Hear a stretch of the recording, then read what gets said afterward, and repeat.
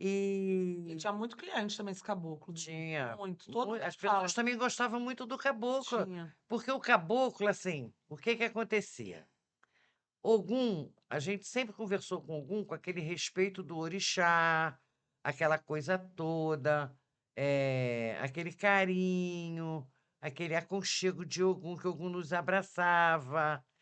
Dificilmente você conversava com Ogum sem estar abraçado com ele.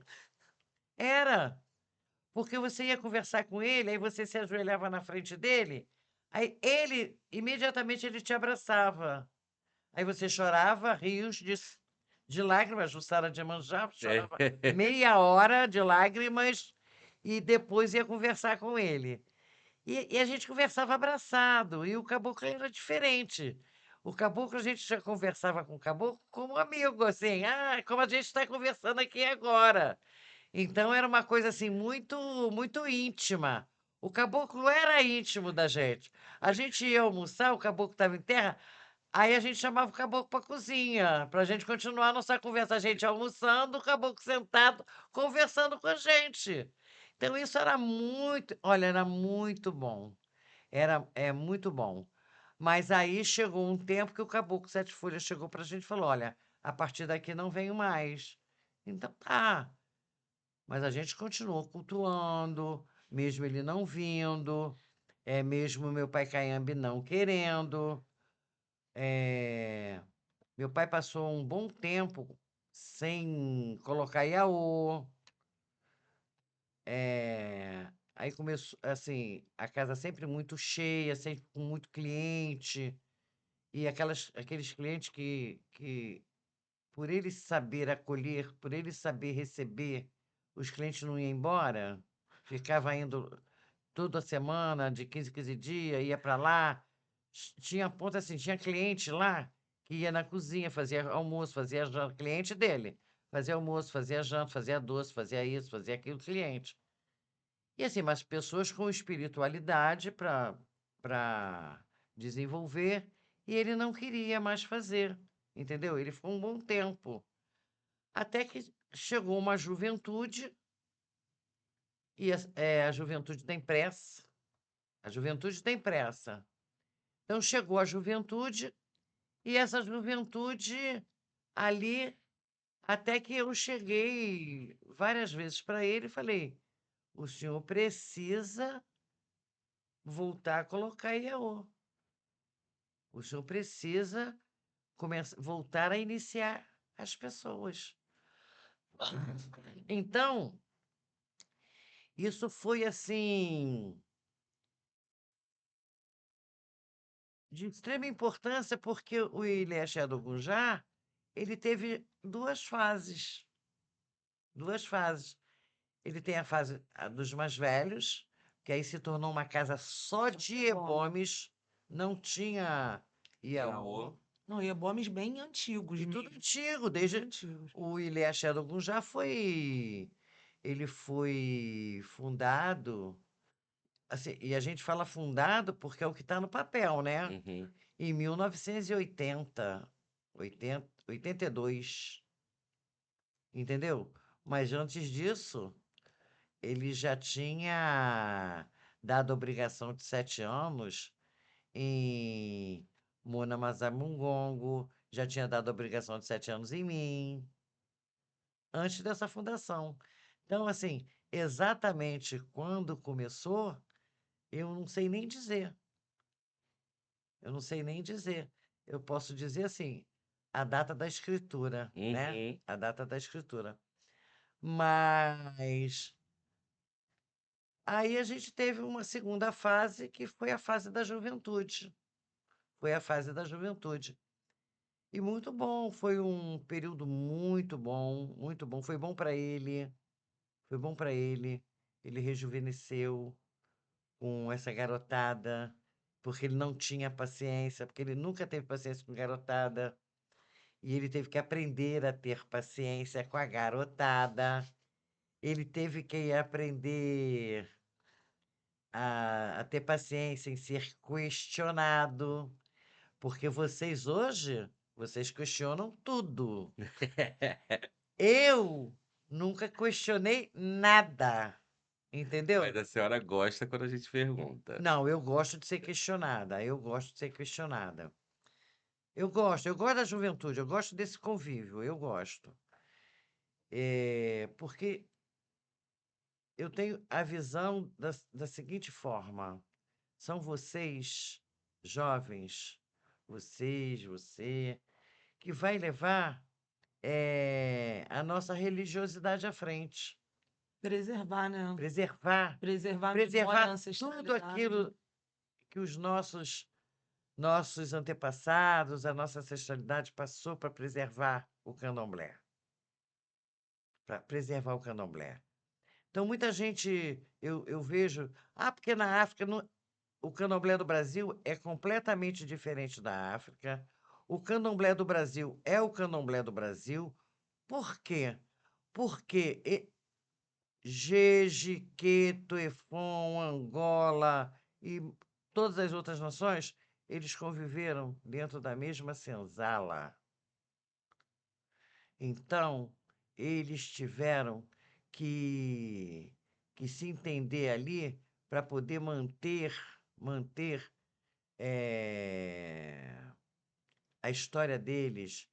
Em- Aí teve a mistura, existe a mistura, existe a mistura. E, e aí a gente fica hoje ouvindo bobagem. É. Em candomblé não dá para reivindicar purismo, né? Não pode. Porque nós somos múltiplos. Pois é. Mas com relação ao geral mesmo, geral, minha visão, pelo menos. Eu acho que a comunidade candomblessista, ela ultimamente parece que as pessoas caçam motivo para um criticar o outro sem necessidade nenhuma. O Uhum, nosso culto vai ser diferente dos outros. uhum. E vai ser diferente entre a gente mesmo. Não tem como eu fazer a minha macumba do mesmo, exatamente igual a você.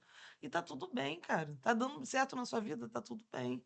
Eu acho que é bem É porque isso. cada família, né, tem sua identidade, cada ebé tem sua identidade, cada Concordo. sacerdote tem sua identidade, e isso tem uma questão de visão de mundo, uma questão da própria Exato. ancestralidade, do que aquela comunidade ela precisa, Do que né? aquele selador aprendeu através da Então, assim, comunidade, porque eu posso ter aprendido as minhas coisas do meu jeito, e você sim. do seu, e tá tudo bem. Ó, eu sou filho de Manjuçara de Iemanjá, então a macumba que eu faço é de Manjuçara de Exato. Iemanjá, então e é a macumba que eu sei, né. Então, assim,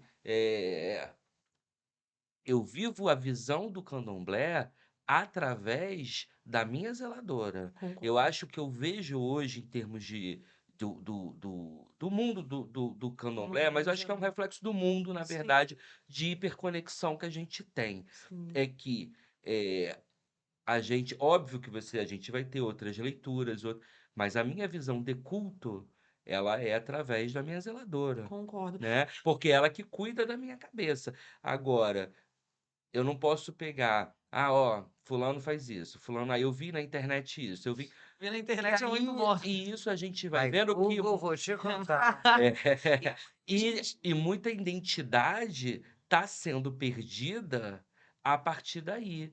Que aí você busca o que Manjussara colocou em relação à África, porque o candomblé ele é brasileiro, a matriz é africana, mas a experiência ela é brasileira, concordo. né? É como os nossos antepassados aqui, na realidade da diáspora, preservou o culto. Uhum. E assim nós E é preservamos. bonito a gente estar aqui trazendo à tona a história e toda a vivência do Babá Kayambi, porque além da nossa religião ela ser voltada ao culto ancestral, a gente cultuar, engrandecer o nome, toda a vivência, todo o legado das pessoas que se foram, quanto mais a gente faz isso, além da gente estar reafirmando a história dessas pessoas, a gente também está cultuando os nossos orixás, porque eles também fazem parte da nossa história. Sim. Ele teve todo um legado, o Babá Kayambi foi o Babá Kayambi, ninguém tem nada para falar a respeito disso. Ele foi uma pessoa fundamental dentro da nossa família de santo, teve uma história essencial dentro da nossa família de santo. Muitas pessoas foram iniciadas com o aval dele, com coisas que ele ensinou, com roupas dele, com aparamentas dele, ou seja, ele foi dentro da nossa família de santo, da nossa comunidade, ele foi uma pessoa essencial. e lembrar e falar sobre isso para as pessoas que não conhecem, para as pessoas, para as crianças, os adolescentes de hoje em dia, é você, além de cultuar o candomblé, reafirmar essa vida, essa memória. Para mim, eu acho isso importante, porque ele foi essencial na vida de várias pessoas.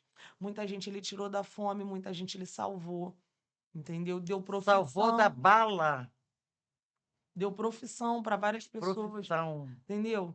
É legal a gente reafirmar isso, entendeu? Passar essa história para as outras pessoas, porque é a gente honrar a vida de uma pessoa que se foi, entendeu?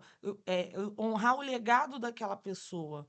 Não é porque morreu que a gente vai esquecer, vai fingir que nunca existiu, jamais. Por mim, todas as vezes que a gente precisar, a gente vai estar falando da história dele, da vida dele, e ressaltando toda a importância que ele teve para a nossa nação e para a nossa família de santo, principalmente.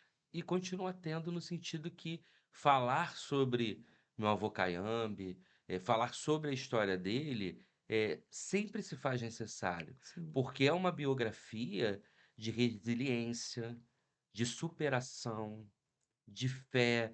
Então ela vai transpassar por muitas nuances. Concordo. Para além do próprio, não era simplesmente um babalorixá. Não, a história dele é uma história que nos impulsiona, que faz rever também a gente, né, na nossa fé. Será que a gente está reclamando demais? Sabe? É. Será que a gente está realmente. Não, ser mais resiliente? Não. A gente tem condição, a gente tem o poder de transformação que o orixá ele faz na vida de uma pessoa. Enfim, É, Ele, né? assim, meu pai Caiambe, eu faço questão de falar sobre isso, porque o que eu estou vendo hoje, o que eu estou vendo hoje, não é nada daquilo que eu vi lá atrás e que eu aprendi. Nada, nada, nada, nada, nada. Eu estou vendo hoje assim, as pessoas não estão respeitando os seus mais velhos, não estão respeitando. Eles estão esquecendo que se hoje eles iniciam uma pessoa, eles dependeram da sabedoria da falecida mãe menina do Cantuá, do falecido Joãozinho da Gomeia, do falecido Valdomiro de Xangô, enfim, para hoje você, essa juventude que está se formando, babalorixás, abrindo suas casas, eu gosto muito disso. Eu sempre disse assim que é a juventude que vai levar a fé à frente, mas estou vendo eles se perderem na vaidade. Na vaidade. Não existe vaidade. Eu, vaidade, eu sou uma pessoa extremamente vaidosa com Iemanjá, mas eu sou mesmo extremamente vaidosa. Mas se hoje eu sou feita de Iemanjá, é porque teve pessoas antes de mim para fazer a minha Iemanjá. E essa juventude está esquecendo isso. Eu sei que, digamos, a, a nossa casa de axé, eu herdei o axé. As pessoas enlouqueceram, porque eu sempre fui muito rígida. eu acho que esse grande legado, ele acima de tudo, ele é um legado de fé, é um legado de devoção e é um legado de amor, Hum. né? Porque esse amor que ele demonstra com a senhora como filha, a senhora nos transmite enquanto filhos da senhora, e o legado que ele tem com o orixá, né? O amor que ele tem por Ogum, pelos orixás, né? O cuidado que ele teve foi o que constituiu o Ilha Axé do Gunjá, né? E está retratado na nossa casa. E todos nós, né, que somos filhos daquele axé, a gente sente esse amor. Então, acima de tudo, ele deixou essa mensagem de amor, né, por Ogum. O amor dele transbordou de tal maneira que não cabia mais para dentro dele. Nossa. Precisou ir para fora de tal forma e ir para a eternidade, né? E a senhora hoje tem a missão de florescer esse amor e tem feito florescer cada vez mais, que hoje o Axé do Ogum já é um axé vivo, se mantém pulsante, né? E diante do trabalho excepcional que a senhora tem feito à frente da casa, né? É, eu, enquanto Babalaxé, tenho a compreensão a minha missão na vida é preservar esse legado Por e favor. fazer esse legado prosperar cada vez mais, Axé. né? E eu acho que, enfim, eu acho que Kayambi, né? Falar de Pai Kayambi, tá aqui falando, É né, de muito Pai difícil, Kayambi, né?